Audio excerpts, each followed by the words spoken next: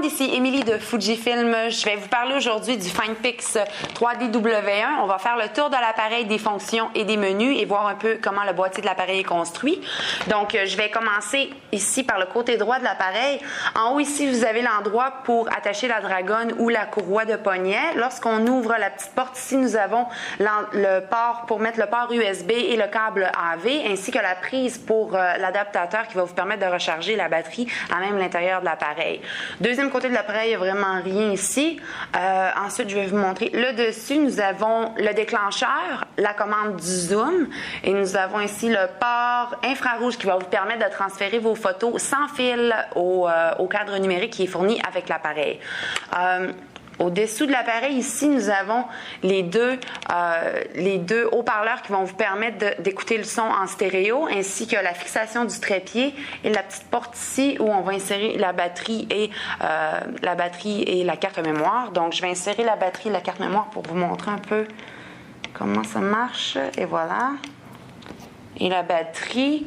Donc, vous avez un petit graphique qui vous démontre, à l'intérieur de l'appareil, vous avez un graphique qui va vous démontrer comment insérer la batterie du bon côté, en espérant que je l'ai mis du bon côté, et voilà.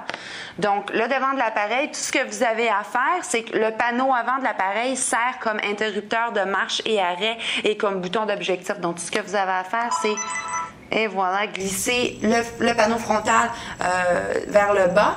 Donc, vous avez ici le 3D qui s'illumine, qui se trouve à être votre illuminateur et votre indicateur de minuterie aussi lorsque vous utilisez la minuterie de l'appareil. Vous avez l'objectif de droite, l'objectif de gauche, ainsi que les deux microphones qui vont vous permettre d'enregistrer le son stéréo.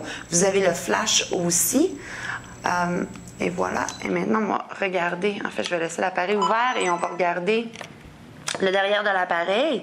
Et voilà. Donc, au derrière de l'appareil, tout de suite en haut à gauche, vous avez le bouton qui vous permet de transférer de vidéo à photo ainsi que le bouton mode. Vous avez les touches qu'on appelle les touches parallaxes qui vont vous permettre en fait de bouger, d'ajuster l'effet 3D puisque vous avez les trois objectifs qui sont pointés de cette façon. Ça va vous permettre d'ajuster un peu l'effet 3D, de pouvoir jouer avec l'effet 3D si vous n'êtes pas totalement convaincu de la photo que vous venez de prendre et si vous n'êtes pas totalement satisfait du résultat.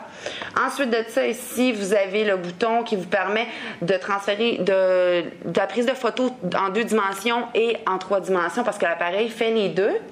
En haut à votre droite, vous avez le bouton menu OK ainsi que le bouton de visionnement. Ensuite de ça, vous avez le menu direction. Le menu direction aussi qui vous permet de changer la luminosité de l'écran ACL. Vous avez la touche supprimer, la touche macro et la touche du flash ainsi que la touche de la minuterie. Et ensuite, à droite, ici, le dernier bouton à ma droite, c'est le bouton qui se trouve à être le F qui veut dire film, qui vous permet d'aller changer les différents modes de film, qui vous permet de faire de la photo en noir et blanc, par exemple. Et vous avez aussi la touche d'affichage qui vous permet d'aller voir vos photos. Donc, et voilà, c'est à peu près tout pour le tour de l'appareil. Je vous invite à visionner notre 3e vidéo qui porte sur les caractéristiques principales du FinePix 3D et on va s'amuser un petit peu plus avec l'appareil dans cette vidéo. Alors, je vous remercie beaucoup et prenez de bonnes photos.